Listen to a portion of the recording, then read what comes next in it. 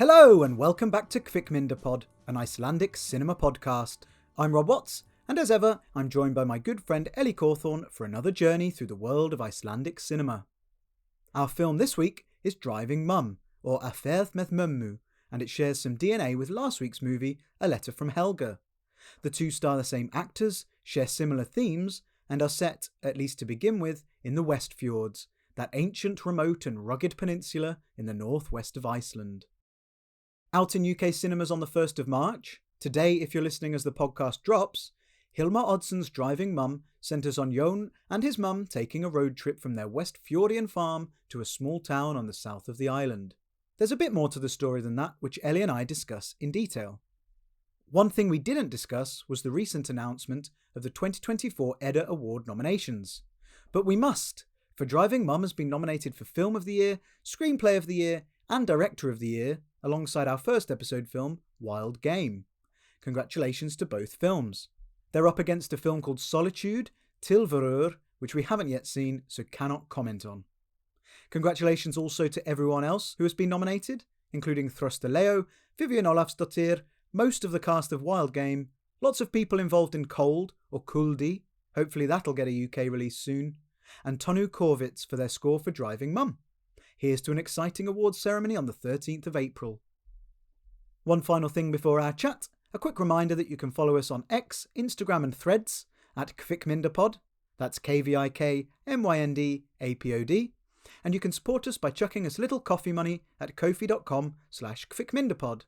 We are also now on Discord, just search for Kvikmyndapod and join in all kinds of discussions with fellow listeners from around the world. Cheers!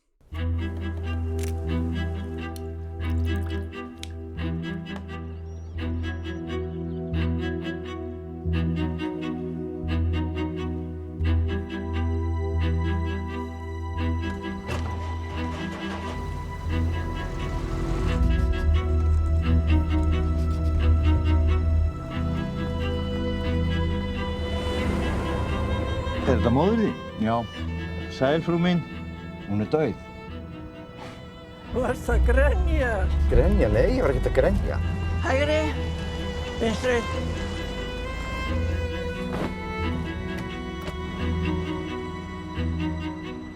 Is she okay? Hún dauð. Okay. No problem. Í kjallaranum, dúa í kjallaranum. Má ég fá mér sæti? Sæti. Þetta er sérstaklega fyrir þig. Hi Ellie! Hi Rob. We're in another room today. Ooh, treat ourselves to a different room. I've put some sound dampeners on the wall. Hopefully then for everybody we sound very unechoey. Yeah, but who knows? This is an experiment. If it works, we've got a little podcast room rather than my echoey kitchen. Perfect. Yeah. So for this week's film, we're going to do one that is literally out as we speak. On the day of this podcast dropping, it's being released in the UK. 1st of March. This is Driving Mum, or in Icelandic, as I always say, is A Ferð með Mömmu. Mm-hmm. So Driving Mum. It sounds like it is, basically. I mean, yeah, you've got basically a 2-word synopsis of the film there, haven't you? A man drives his mum across Iceland. But there is a little bit more to it than that. There is. I mean, I'll read out this little synopsis that I wrote, half of which you just said. But once we've read that out, we'll go from there. When Jón's mum passes away one night, he honours her wishes and takes her on a cross-country ride from the West Fjords to the south to lay her to rest. Dressed in her finest and with a face full of makeup, she sits in the back of the old Ford Cortina like a passenger and often chimes in with unhelpful and rude comments about Jón and his life. As their journey progresses, Jón comes to terms with his situation and how things might have turned out differently if it wasn't for his mum. Also, their dog Brezhnev is with them. Oh my god, the cutest dog of all time. And this one gets so much more screen time as well than in Wild Games. It's great. So yeah, based on that synopsis, it starts off like, okay, it's kind of road movie type thing. A bit weird that he's like dressed his mum up and sat her in the back. But then she starts talking to him. Yeah. What? Well, I feel like this movie, more than anything else, makes me think of those kind of eccentric, kooky films from the 2000s. Okay, like what? A bit like Noe Albanoe, Oh, yeah. Who actually makes an appearance in Sure this film? does. Noe himself. Where we basically have this kind of weird and whimsical road trip and meet these different strange characters along the way, who kind of come in and out in the different chapters. And again, it's a black comedy of the blackest type, I guess, with the dead mum in the back, but it is played with a kind of sardonic humour, isn't it? Yeah, it is funny. It is dark, classic Icelandic film, but it has this emotional core as well. Like the tone kind of shifts all the time, and that's kind of amplified by the music as well, which we'll talk about. But it's like at times it's really jovial, and then at times you've got like Jon having this crisis. It's a kind of magical realist road trip in a way. Stuff happens. It seems so normal. I think magical realist is a good way of describing it, because you kind of have to enter the universe of this film and go with the rules of this universe, because if you'd applied any kind of like logic to it would all fall apart, because he would never behave this way, so and so wouldn't have done this. You just have to kind of go with it and accept this is not a naturalistic portrayal. No, and that's funny, even as they're driving through the real world, and they call it the outside world in chapter 2.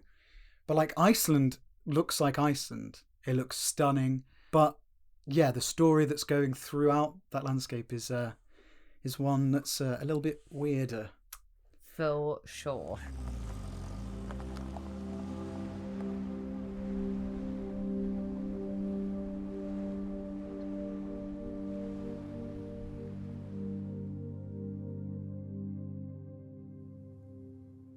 Like we said, it's handy. This film starts with chapters. It has chapters throughout. So why don't we take it chapter by chapter, and we'll pick up on everything as we go. So chapter 1, beginning and end. So it's the beginning of the film. This is me reading into what the chapter titles mean. I don't think you need to be, that smart a film critic to I don't know. understand I was this. going to give myself some sort of award, actually. Yeah. The beginning of the film and the end of his mother's life. Yeah. So the film starts, and again we're in the West Fjords. It's 1980 this time, so we've jumped on 40 years since A Letter from Helga last week, but we're in a similar area of the country. And to be honest, in the first kind of opening shot of this, it's all shot in black and white, worth saying, and maybe I'm going to ask you about that in a minute, but we have this shot of Jon and his mum knitting, sat side by side in their armchairs knitting with the radio on. And yeah, it's 1980, but it could be, 1940, 1960, so 1910. Yeah. The only thing that really tells you it's 1980, other than the on-screen writing that's like 1980, is the fact that actually they can't receive the radio, so they get it delivered by cassette tape. So that's the only moment in that like opening that could possibly take you to the 80s rather than any other time prior to that. I loved though that scene as a opening gambit to kind of lay out the dynamic between him and his mum. So they're both sat next to each other with nowhere to kind of go, nothing to do. She suggests maybe we could go to X, Y, and Z, and he's like, "Oh, I don't think so." I mean, even their balls of wool that they're knitting are like intertwined, tangled together. Metaphor. #metaphor. Hey, that's not what I read into it, but I love it. Yeah, they're enmeshed and they're in this small world where it's just the two of them. You get the sense that they've been sat together knitting these jumpers every day for the last 30 years. Yeah. That moment though, when they're knitting, because I didn't go into this film not knowing. I knew that the mum was dead. I think it's pretty clear from the trailer. I was like just anticipating a death from the start, and they're knitting, and the wool is getting tangled and tighter, and I was like, oh my god, is she gonna get like a needle to the head or something? That's my horror mind at work, I suppose. But like it felt quite tense, I thought, because they're having a mini argument about Gullfoss and it's all been too long. And then just slowly these balls of yarn are like getting closer and closer, and it's it's getting tighter and tighter. And I was like, oh my God, is the needle just going to fly out of her hand or something? It's not that often that you see knitting as a form of tension on screen. No. Sightseers. Have you seen Sightseers? Yeah, years ago. Well, someone dies from a knitting needle in that film. Oh, okay. So maybe the only death by knitting needle. I'm not sure. What is it in? Oh, it was in a book I just read where somebody got shot with a knitting needle in like a bow and arrow, but the arrow was a knitting needle. What book was that? It was called Wild. But it's not the real life story of what's the face. It's set in the Wild West. Okay. Knitting needles in the Wild West, yeah? Well, yeah, you've got to make do with what's available to you on the frontier. Mm-hmm, absolutely. Okay. That sounds interesting. I love these divergence, yeah. To take us back from that divergence, one thing I wanted to ask you for your take on was, why is this film in black and white? Why? From a purely filmmaking standpoint, like money type thing, it does look beautiful. I think it was probably to help with the aesthetic. The aesthetic, and we're in 1980, and it probably just irons out things from looking too new to a degree. It looks very crisp and gorgeous, doesn't it? Yeah, it's that thing of like the Iceland landscape, as we always say, is stunning. It's dangerous. It's all of these things, but that kind of layer of black and white kind of adds a bit more of a murkiness to it. Artifice though as well. So maybe, you know, that the idea that you said earlier about it being kind of magical realism, maybe it helps with that sense. And when we get some figures coming in that would probably discuss that are kind of like circusy mime figures, it does have that more of a dream quality, a dream-like quality. Yeah, yes, because exactly. I could see a film like this being done in like really, really crazy, vivid, psychedelic kind of colors to make it feel like that. But I think black and white was a really good choice. It just looks brilliant, doesn't it? And it's not often you see black and white. Certainly not in Icelandic film that we've. Is this the first one we've come across? I think it Probably, is. Yeah, and it looks amazing. Yeah. So that's it really. That's my thoughts on why it's black and white. But I like your idea, because when these characters come in and out, it just helps kind of blur that line between what's real and what's not.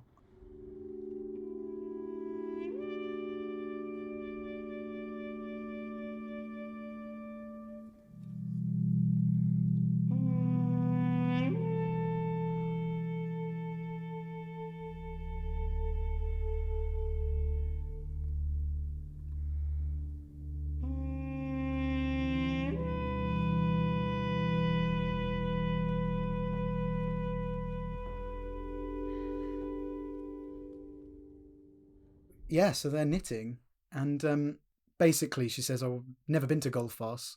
I have been to Geysir though. I'm like, well, for me, they're so close to each other. I'm quite surprised that she didn't go to both on that trip with her mum. But anyway, she never went. Something she wants to do. And then she dies in her bed at night. She knows she's going to die as well, which is kind of a stranger thing. No, I think she's just of a certain age. I think maybe the actress has got quite a kind of vigorous sense of life to her. She doesn't seem very frail, does she? So it doesn't feel like she's about to fall over dead. But I guess the idea is that she's just meant to be dying of old age, right? I guess. I mean, she doesn't. Yeah, she looks old, but not old. She looks healthy though. Yeah, and like her character, she's obviously quite a domineering lady, and we learn a lot about her past.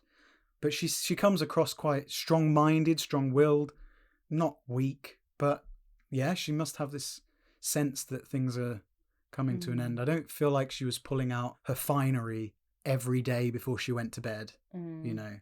So yeah, she passes away. And what does Jon have to do?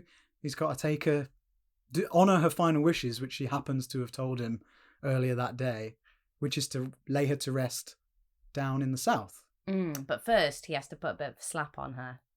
Yeah, he does. I mean, tell me about that as someone who, you know, wears makeup. I thought that was a great touch, actually. The makeup kind of sets the tone that things are going to be really absurd. Yes. And so when she...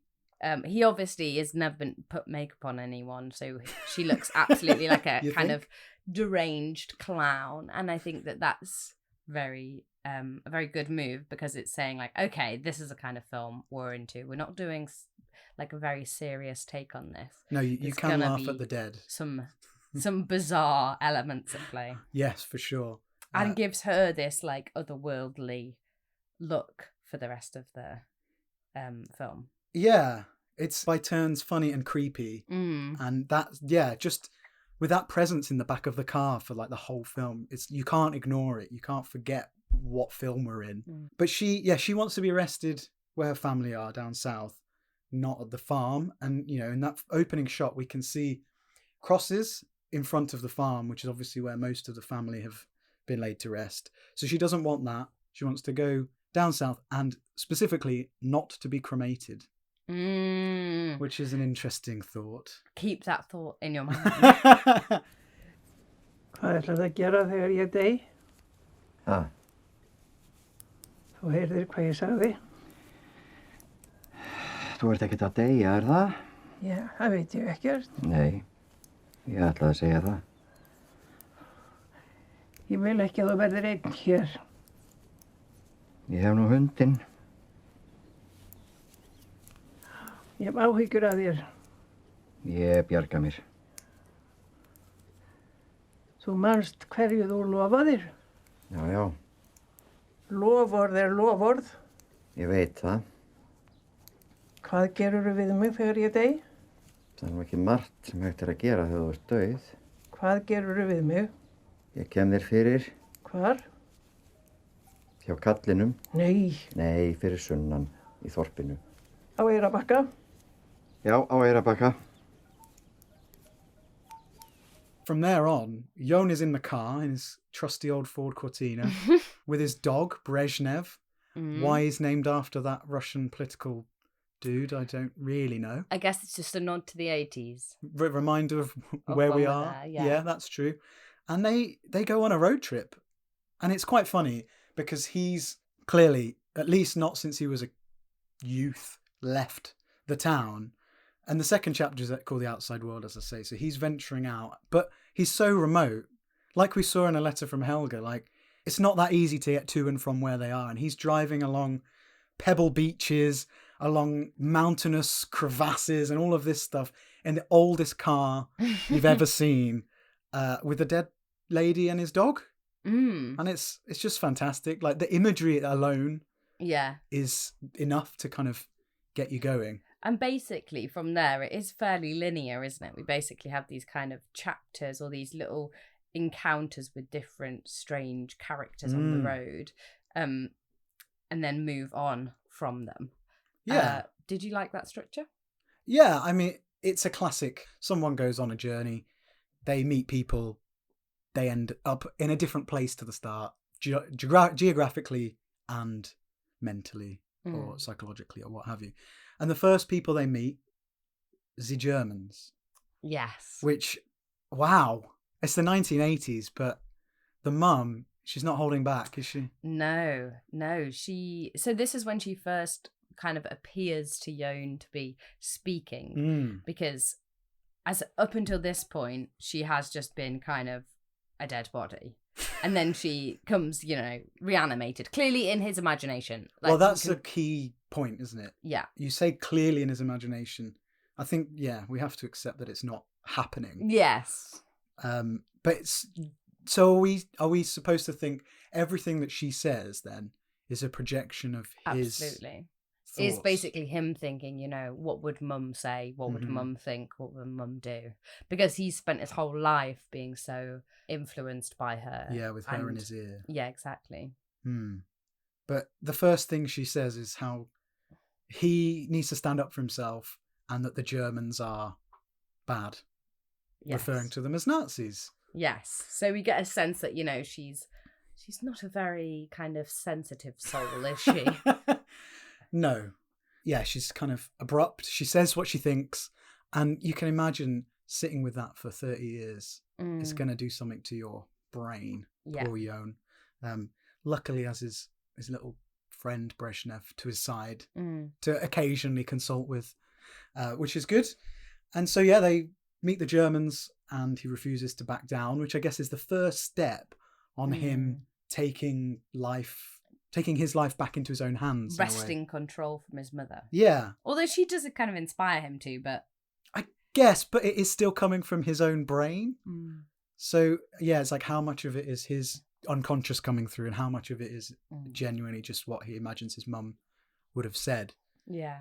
And so they get through with the Germans, these tourists who are, doing the classic traveling around Iceland in a camper van.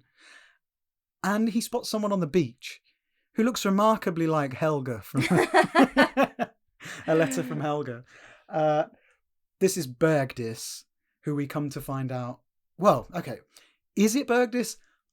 We don't know. He sees a lady on a beach throwing a beach ball with some friends, and he has this kind of connection with her. He recognises her. She's played by Hera Hilmarsdottir. Hilmar, of her surname being Hilmar Oddsson, the director of the film. Oh, okay. Yeah. So he spots someone he recognises, and then we find out that she is in the photo, in his photo album, because he's an amateur photographer. And what are we supposed to think then? Like, oh, someone he knew when he was a kid is still around looking exactly like she did when he was a I think kid. you're being too literal, Rob. Remember, this is magical realism. That's right. And I said I that, love how didn't you let it go that the dead mum is speaking in the back. But you're like, how does we explain that he sees his old girlfriend? Well, I think, okay. So I find it hard with certain things to detach.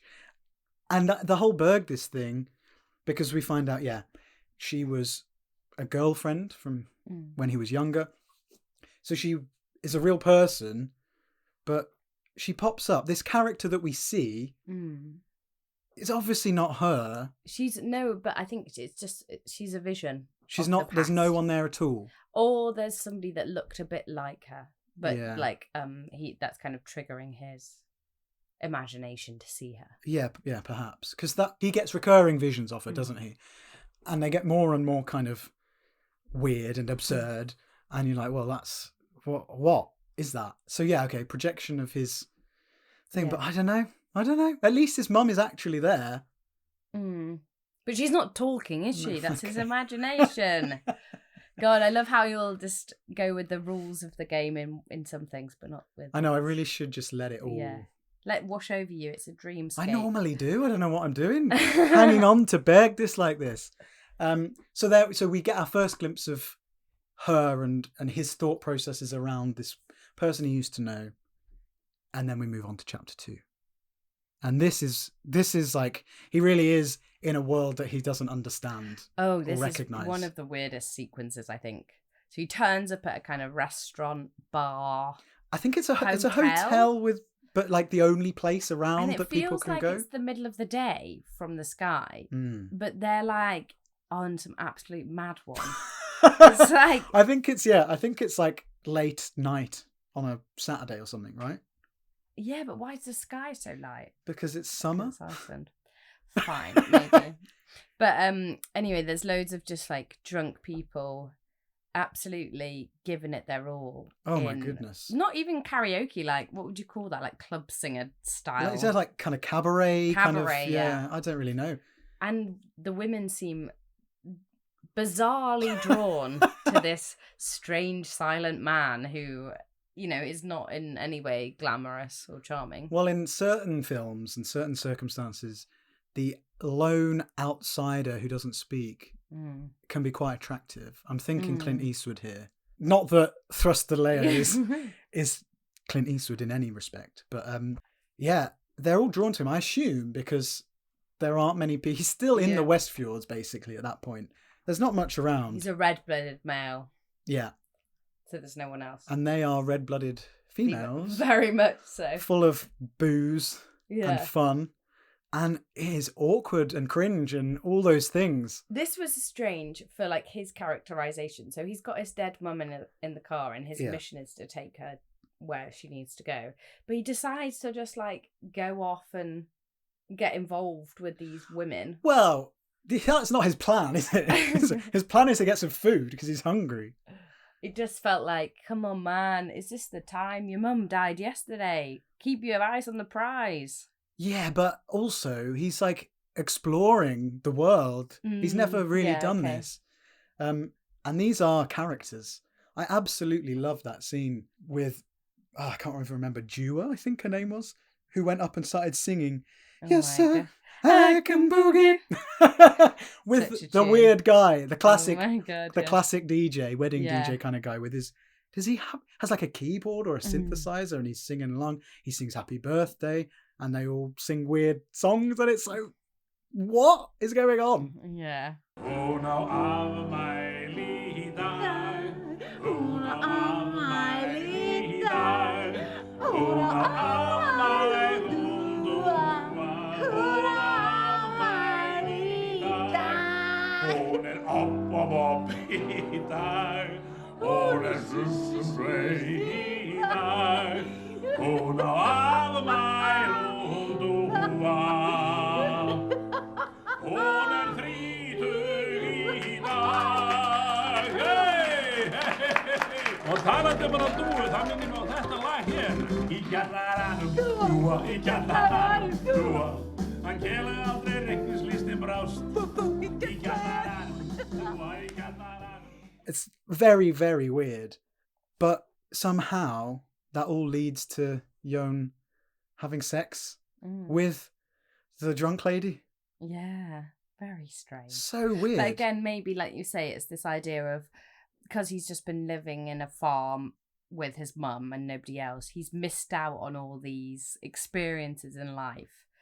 And so I guess this would be like, you know, the experience he'd have got if he'd have gone to university or he'd like lived, you know, lived in a city when he was young, but he's getting it all kind of He's getting the late. middle-aged version. Yeah. That's true. Yeah. They assume he's with people. He's with at least one person who's stayed in the car, the missus. So she has no qualms about sleeping with a guy who she assumes partners outside. So that tells you their moral compass. But he doesn't really know what's happening, but he goes along with it, as you might. I don't know. Very strange. And this is the hotel. The hotel is Hotel Bjarkadalur or something, which is the exact place that Thomas Le Marquis, who plays a hitchhiker, says he's on his way to. Oh. And Jon just completely kind of like shuts him down by accident and drives off. I love every time we see Thomas Le Marquis.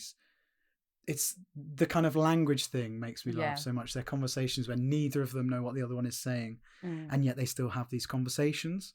It cracks me up. And that's the first one where he could really have actually helped him there, and he did not.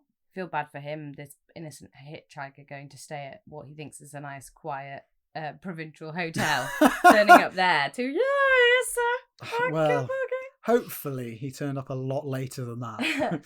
And then we move from that, and like there's all sorts of stuff happening at the sort of same time.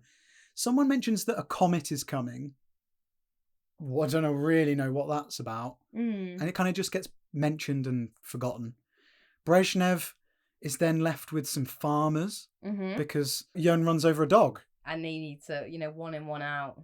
Yeah, I think that's Kill a a really dog, give a fair dog. point. Yeah, it must happen often. I think his moral compass is relatively straight.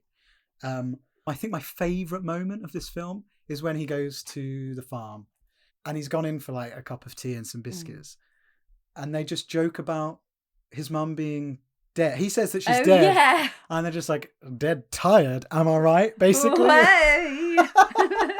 And I don't know if that's like they were a real farming couple and they just got roped into it, but they absolutely cracked themselves up. Yeah. I loved it. It was remarkable. Again, just these bizarre little vignettes. Yeah. You go from a dead dog, really could be potentially really sad. He gets shot as well. Like this is like tonally really dark and sad. And then you go cut straight to this scene of them laughing at a dead woman sat in a car.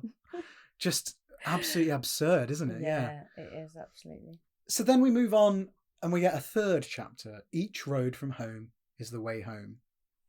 I don't know. I'm not going to try and explain that one to you. But it's at this point we start learning more about his backstory and meet some more people that knew him in the past. And so we learn about Mum's relationship with her husband. Yeah. And we learn about what Jon has been doing for these 30 years. And essentially, there's so many shades of A Letter from Helga in this. Mhm. So many. And so we find out basically that Mum was a young girl in her teens, married this strong, wealthy farmer, took her up north, and then wanted for nothing outside the county and the fjord.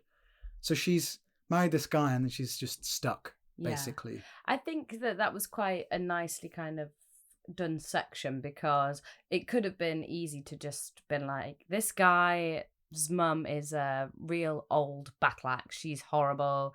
She's destroyed his life.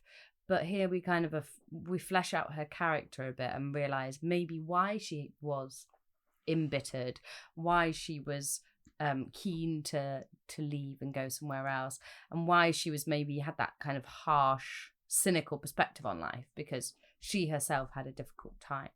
And I think that's quite sympathetic to her. Yes, I think so. But considering she's been through this, why is she then denying her son the opportunity to get out there? Maybe he's her only joy, you know. He's her only joy. She wants to keep him close. Yeah, okay. Or just that's people fair. get bitter and twisted, don't they? And that's, you know, cycles of pain. If somebody has a horrible time, quite often they inflict that on others. That's the true. Next generation. And that's what she's done. And it's, yeah, like you say, it's sad for her, but sad for Jon as well. I mean, we can jump ahead a bit, but he finds out later on that he should have left home, basically. He did that thing that Bjarni did in A Letter from Helga. And if you haven't seen A Letter from Helga, we just talked about it on the last episode of the podcast, so what are you doing? But Bjarni couldn't make up his mind. He couldn't leave home. He couldn't leave the farm that had been in his family for generations. And it's kind of similar here, where Jon even has the line, I couldn't decide what to do. And did he ever make a decision in time? We don't know. It doesn't seem like he did. But it does deviate from Bjarni's story in a way. And that comes later on in this chapter, actually. He basically says of Bergdis, because that's the girl that he was in love with, that he was going to think about moving in with. But she didn't want, and this is a quote, she didn't want to live in the countryside. And I told her I had to think about it. And what's that left him with? 30 years of not leaving the countryside. Of regret. It's kind of the lost love, lost opportunity. The thing that really, I think, you'd dread most, looking back on your life and thinking, what have I done? I've missed out on all these opportunities, and I've just, rather than living, I've just stayed at home because I'm scared of what my mum thinks and nervous and afraid.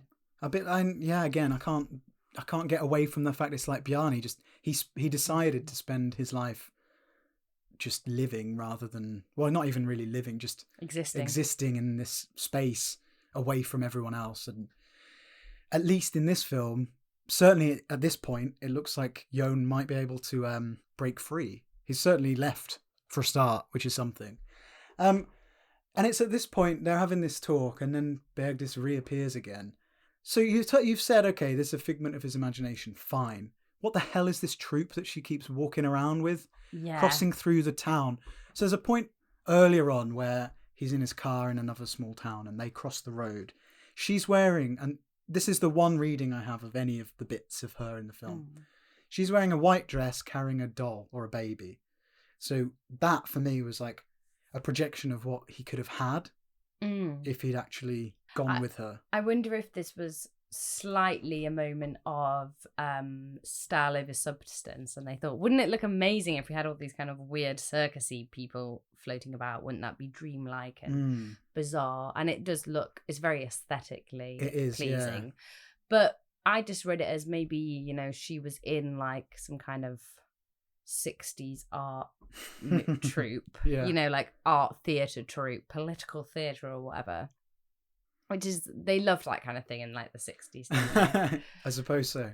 And so maybe that's how he's like remembering her. Okay, yeah.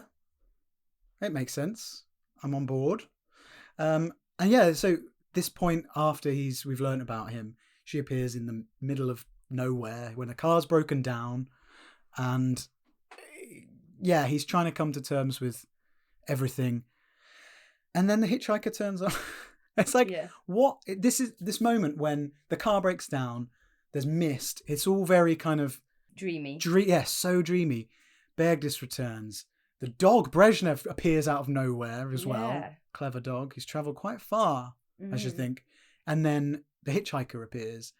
And it's this moment of where, for me, it felt like, okay, we're going through this moment of transition, really, where he's going to break out. Like, the car's stopped. Once the car's going again, he's on his way. And that's pretty much what happens. But again, there's that moment of catharsis with the hitchhiker, isn't there? Where they have this conversation, neither of them really understanding each other. But it's like a moment of connection where they're like, we're both kind of And I lost think that the souls in a way. fact that they don't understand each other kind of frees them up. Yon is definitely like a man of a certain age who doesn't talk about feelings. So the time that he kind of can do that is when he knows that the guy doesn't understand him. So it's always kind of an inner monologue, but it does allow them to have, as you say, that moment of connection. Mm-hmm. And that's really, I mean, as a device, that's really all the hitchhiker's doing. But it provides this extra kind of layer of like, oh, his situation is perhaps worse. He's dying and he's come to Iceland for, I don't know, just to see out his time. He says his Reykjavik reminded him of his girlfriend and he's out there just wandering around. He reminded me of the character in Woman at War and the other one that he turns up in, is it Of Horses and Men? Just this foreigner just floating around, just popping up here and there, helping out when they can. But I guess it all touches on the central theme of, if you look back, what will you have made of your life? And what will you have to reflect on? So he's maybe dying, but he's like, well, I'm going to cram in all the stuff I can while I can. And that, again, is very pertinent to what Yon is experiencing. All these things are building up in his mind to help him make that final decision to kind of break free. And that's what happens. Like in the next sort of chapter, or it might even be in this chapter, he starts ignoring his mum, which hasn't happened up to this point. He's like, no, I'm not going left, because she's been directing him the whole time. Instead of going to Eyrarbakki, he decides, fuck this, I'm going to where I know Bergdis was last.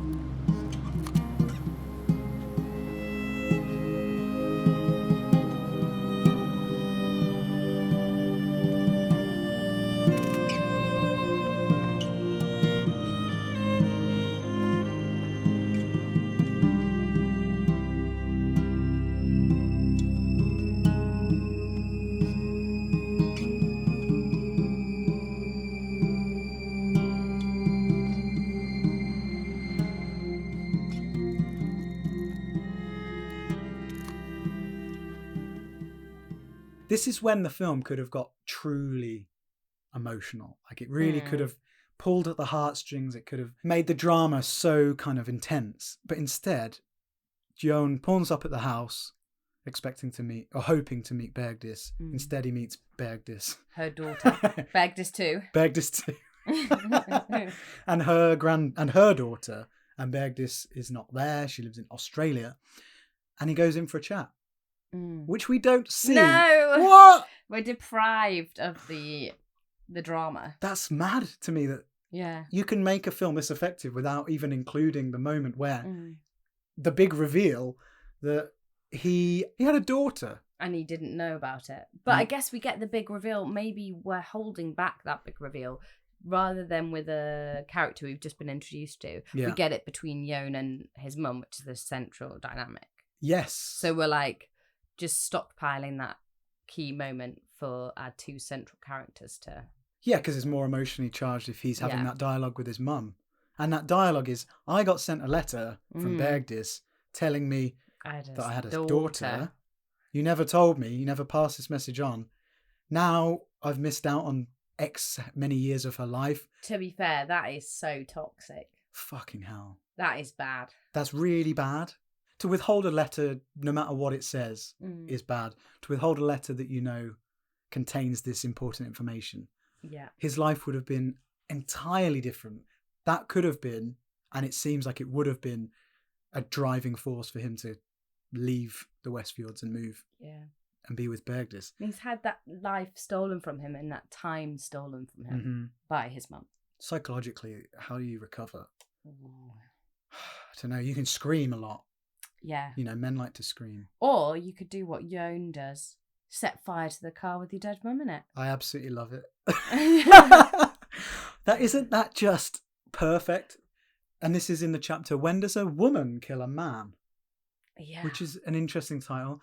Are we saying that Mum has effectively killed Jon for 30 years? It's I'm tricky. unclear about the chapter titles. Because the next chapter is When Does a Man Kill a Woman?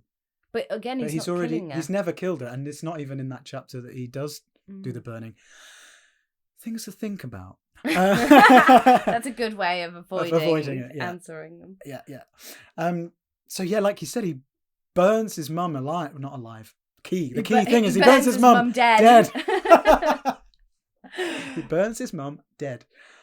And it looked like it was done for real. Yeah, hard to tell. Hard to tell, which is great if it is Again, maybe effects, the black and white is helping with that. covering up any sins of the effects. But it looks fantastic, and the cheek of him to drive and almost be at the churchyard. That is vengeance. It's so good. And like we said, she didn't want to be cremated. Yeah, and fire is, you talked about this as a moment of catharsis. Fire is like a classic cleansing catharsis thing, isn't it? Yes, it is. Yeah, that's it. All sins washed away, essentially. Like, it's a fresh start. And Iceland knows this well. Like, from lava, from death and destruction can come new life. And From ashes to ashes. yeah. But it's true though. Like, he basically starts a whole new life after that moment, doesn't he? It doesn't start necessarily the way you might want a new life to start, though. Yeah, with getting sent to prison. Yeah, no, ideally not. No. He's not really thought it through, has he? It's definitely an impulse rather than a concerted plan. True. A very good kind of symbolic impulse. But, like, I don't think you would necessarily expect all the people you met on your journey to, all these eyewitnesses confirming that his mum was alive the whole time. I think that's a little comedy sting, isn't it? Yeah. Because he's never really actually said, oh, she is alive. He kind of tells everyone, yeah, she's dead. He literally says she's dead so many times. Yeah. But the fact that all of these people think they're like really smart or observant or whatever, and none of them have actually realised that she's dead. No. Is a good little black comedy sting. It's really good. And that includes a policeman. We haven't even talked about him, but the policeman who knows them, he tries to talk to his mum and doesn't get a response, but just assumes that she doesn't want to speak to him. Yeah. And so you can't really ask for a better eyewitness than a police officer. So when someone like that says, yeah, she was alive, how do you deny burning your mum in the car alive? It's very good.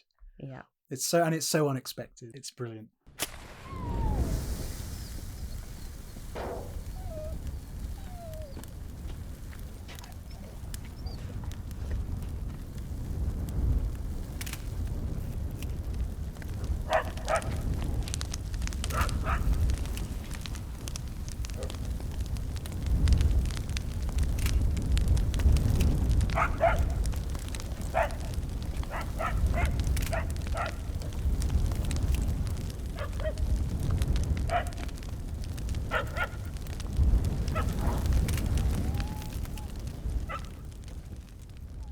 His new life starts because he gets sent down for killing his mum, I guess. Yeah.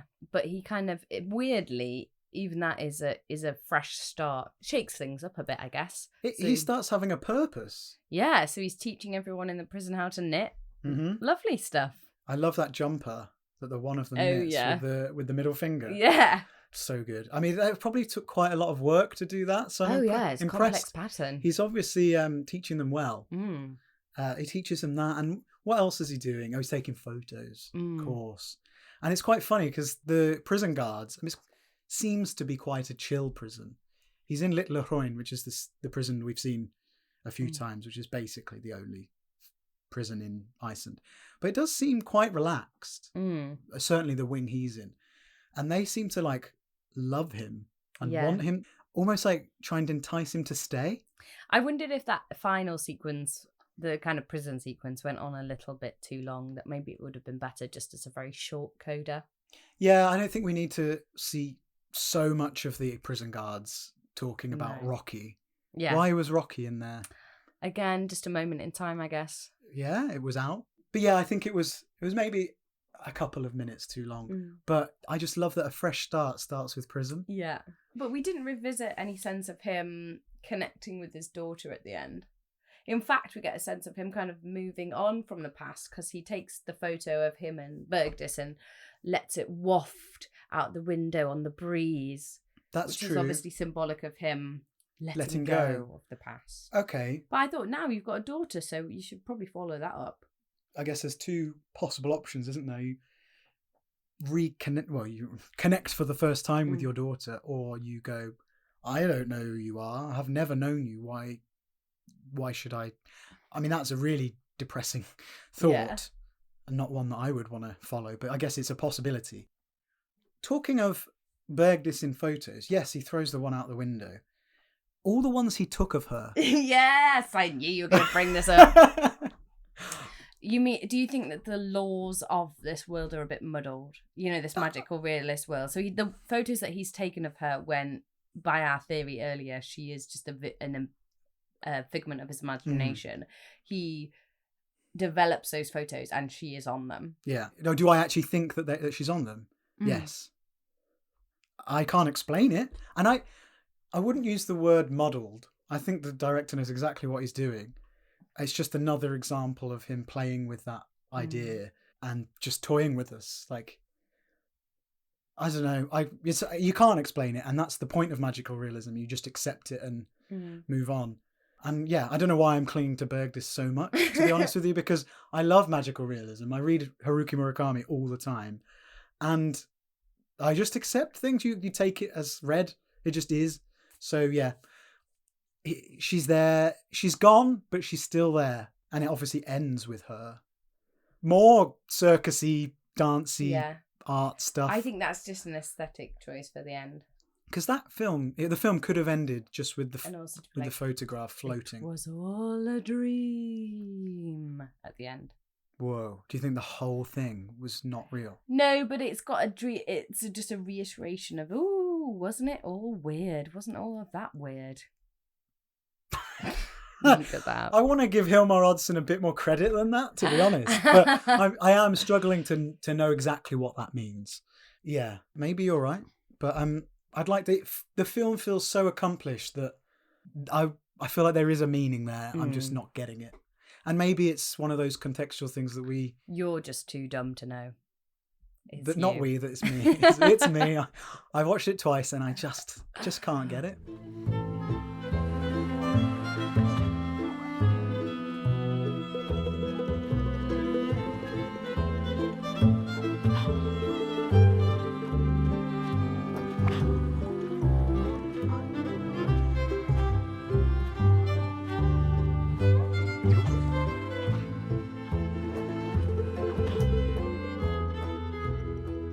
So yeah, Driving Mum, a very accomplished film from a director we've not really seen much of. He hasn't made a lot. He did make a film with Ingvar Sigurdsson in, Cold Light, which we might come to one day. Mm-hmm. But I wanted to just touch on, we've talked about the way it looks, but what about the way it sounds? Like, I said tonally, it is kind of all over the place. Yeah. And I think the same can be said for the music. Like, How so? How so? How so? Well, at times it's really melancholic. At times it's like really upbeat. There's moments where I thought it sounded like Leonard Cohen, I'm Your Man. Like it kind of goes dum doo doo dum dum dum doo doo dum dum doo doo doo doo doo doo doo. Yeah. It's like, oh yeah, am I supposed to be like, you know, really joyful right now? But sometimes it doesn't always match. But I think what we're seeing. So because the performances are quite straight and quite dry, I think sometimes we need a little. That's like a little kooky tune, isn't it? Like dun dun dun dun dun. Like It reminds me of the band in Woman at War. Of course, yeah. It's kind of setting the tone of like, ooh, this is a bit eccentric and, you know, it's not a serious drama. Mm-hmm. It is a bit offbeat. Yeah. I mean, it's definitely doing that. And then at other times, like, really kind of dreamy and nostalgic. And I guess that does fit.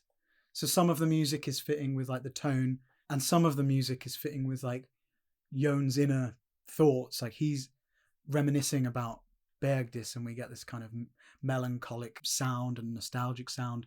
We even get choral music again, which is a classic, and you know, I'm sure everyone's heard it growing up. I'm sure even Jon heard it growing up. So yeah, it's a funny thing, the music, but I think it works quite well, and I think it is necessary to have some of that more upbeat stuff, considering the actual content of this film is about driving a dead lady across country.